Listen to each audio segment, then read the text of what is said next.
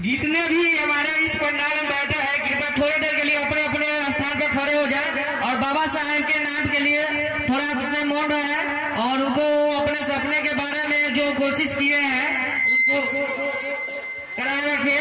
जय भीम।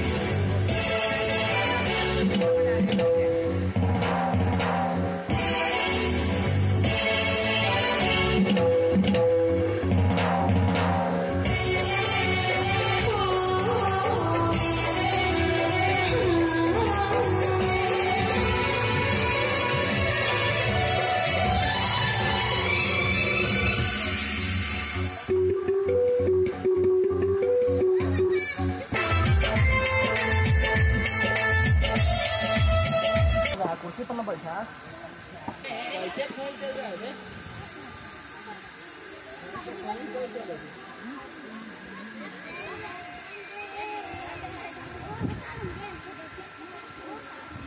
को कर्नल सुधीर कुमार सिंह की तरफ से जय हिंद। पहले तो आप सभी को जय हिंद करता हूँ, सभी को प्रणाम करता हूँ।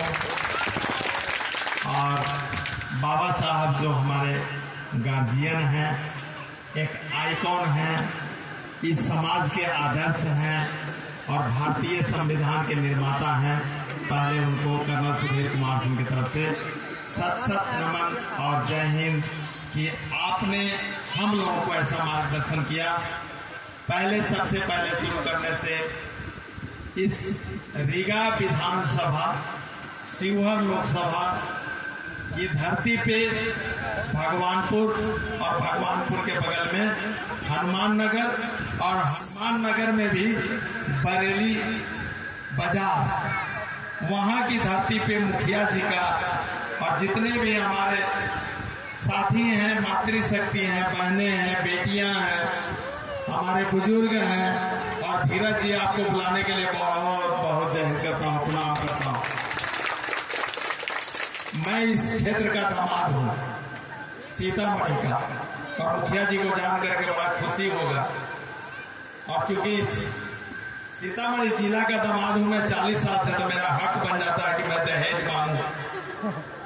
और दहेज में जब मेरी शादी हुई थी तब मुझे एक आशा सिर्फ जिंदगी में मिली थी जो मेरी जिंदगी संवार दी। और मैं बेरोजगार था और बेरोजगारी के बाद मैं पढ़ता गया, बढ़ता गया और इस माँ जगत जननी की धरती से सीता जी आशा सिंह के रूप में मेरी जिंदगी में जो आई तो उन्होंने मुझे माथे का चंदन बना दिया। इसी डॉक्टर बाबा साहेब भीमराव अंबेडकर जैसे, उसी का नाम है सीतामढ़ी। सीतामढ़ी की धरती को भी मैं जय हिंद करता हूँ, प्रणाम करता हूँ। मेरा घर मधुरापुर ग्राम, फेनारा प्रखंड, मधुबन विधानसभा, शिवहर लोकसभा, जहां से मैं वीरों के वीर इंडियन पार्टी से चुनाव लड़ रहा हूँ एमपी का, और मेरा नॉमिनेशन है 30 अप्रैल को। तो पहले मैं पूरे सभी जनमानस को मैं आमंत्रित करता हूँ, मुखिया जी आपको भी सलूट मार के कि कृपया जो है आप लोग आने का कष्ट करें, मुझे खुशी होगी, क्योंकि आप पर मेरा अधिकार है और आपका अधिकार हमारे ऊपर है। यहाँ कोई जात नहीं, कोई पात नहीं, कोई धर्म नहीं, कोई राजनीति नहीं। हम इंसान हैं। ना मैं राजपूत हूँ और ना आप कोई दूसरी जात है। मैं एक इंसान की जाति से हूँ। हम सभी इंसान हैं। इसी बात को डॉक्टर बाबा साहेब भीमराव अम्बेडकर जी ने बताया था कि इंसान में गुण होना चाहिए, इंसान में हुनर होना चाहिए। जैसे चाय आप बनाती हैं मातृ शक्ति लोग, हमारी बहनें लोग या हम लोग खुद, तो चाय में अगर चीनी नहीं डालेंगे तो फीका हो जाएगा, फीका पड़ जाएगा, उसका स्वाद बिल्कुल नहीं रहेगा। सब्जी बनाएंगे उसमें नमक नहीं डालेंगे तो उसमें स्वाद नहीं आएगा। उसी तरह से डॉक्टर बाबा साहब भीमराव अम्बेडकर जी ने कहा था कि जो इंसान की जिंदगी में अगर शिक्षा नहीं है तो बिल्कुल वो पशु के समान है, उसका जिंदगी जो है एक नरक के समान है।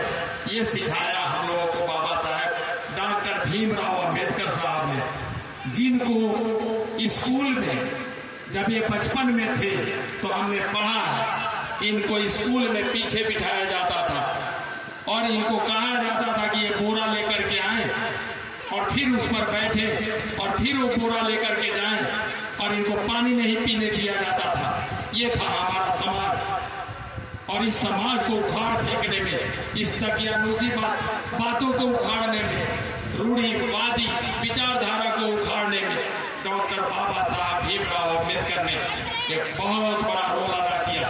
और उस जमाने बाबा साहब भीमराव अम्बेडकर विदेशों में जाकर के पढ़ाई किए और उन्होंने बता दिया कि मेरे में दम है। सुंदरता कुछ नहीं होती है, इंसान का सूरत कुछ नहीं होता है।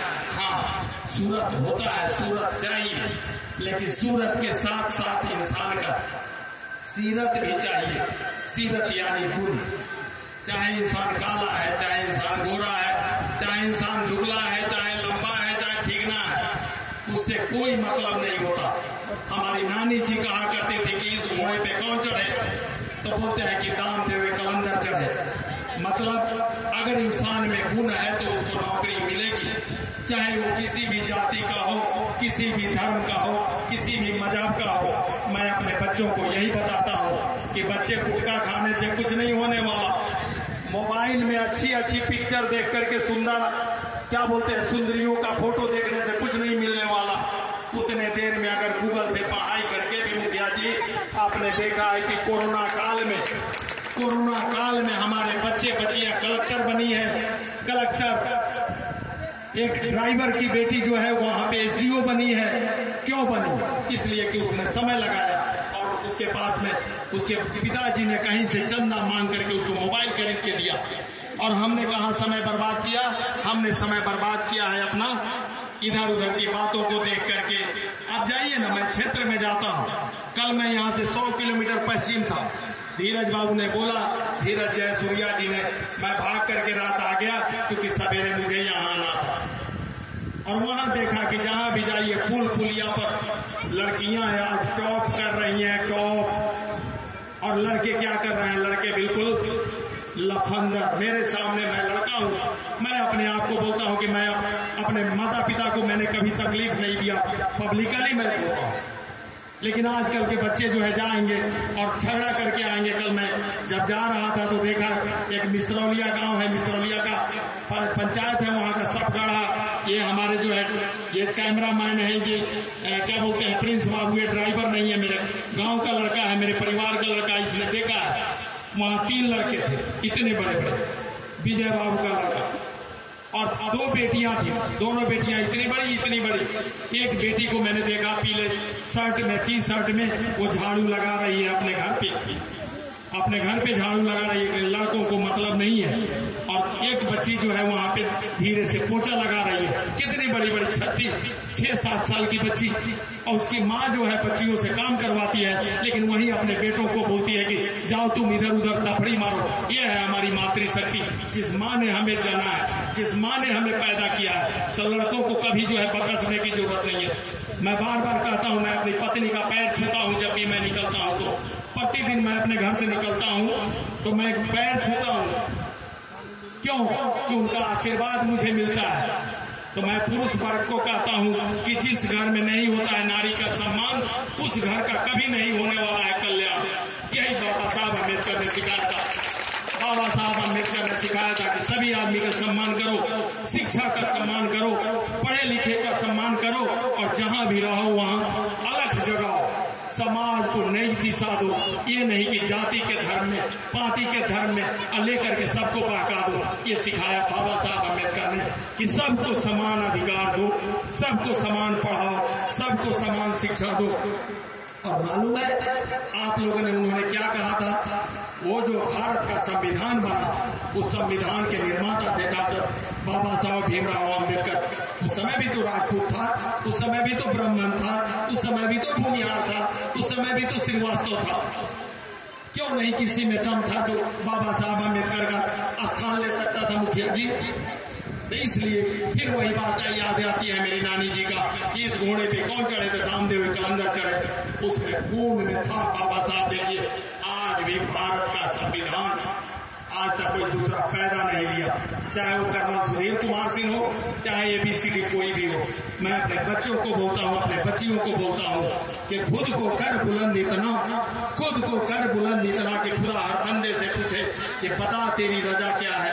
मैं अपने बच्चों को, बच्चियों को, सबको कहता हूँ, चाहे किसी भी जाति के हो, किसी समाज के हो, अच्छे से पढ़िए, अच्छे से पढ़िए, और हम सभी मिल करके इस समाज के नव निर्माण में। और अंत में फिर आप लोगों से यही गुजारिश, इसी अवसर पर बाबा साहब भीमराव अम्बेडकर की जयंती के अवसर पर मैं आप सबों से निवेदन करता हूं कि चुनाव आ रहा है, 30 अप्रैल को मेरा नॉमिनेशन है, और आप लोग मुझे वोट दीजिए या ना दीजिए, लेकिन ऐसे किसी कमीने को मत चुनिएगा जो कमीना इसी भर लोकसभा की धरती को गंदा करके रख देगा। ईमानदार को चुनिए, किसी भी पार्टी का हो, किसी भी जाति का हो, एकदम व्यक्तिगत जिसकी छवि हो उसको चुनिएगा। अगर लगता है कि कर्नल सुधीर कुमार सिंह चरित्रवान है, देशभक्त है, सत्यनिष्ठावान है, जो ये मेडल आप देख रहे हैं, आज मेरे सीने पर मेडल लगी है, भारत सरकार ने मुझे दिया, जहां 31 साल 7 महीना 22 दिन मैंने नौकरी किया। ये किसी बनिया के दुकान ने नहीं दिया, खरीद करके मैंने नहीं लाया, भारत सरकार ने दिया है। अच्छा लगता है तो कर्नल सुधीर कुमार सिंह को भी एक बार मौका दीजिएगा। तो देखिए मैं कैसे बजरंग बली के स्पीड से मैं काम करके दिखाता हूँ, क्योंकि मेरा सपना है कि शिवहर लोकसभा को विद्वान लोकसभा बनाना और शिवहर लोकसभा को राष्ट्रीय पटल पर अंकित कराना। फिर मैं आऊंगा, चाहे मैं जीतूं या हारूं, ये रीगा विधानसभा हमारा है, ये शिवहर लोकसभा हमारा है, ये सीतामढ़ी हमारी है, ये पूर्वी चंपारण हमारा है, क्योंकि मेरा घर पूर्वी चंपारण के बॉर्डर पे और ससुराल सीतामढ़ी में, तो हमारा आपका रिश्ता बड़ा अटूट है। आप सभी को निशब्दों के साथ, सभी को जय हिंद, सभी को प्रणाम, सभी को बहुत बहुत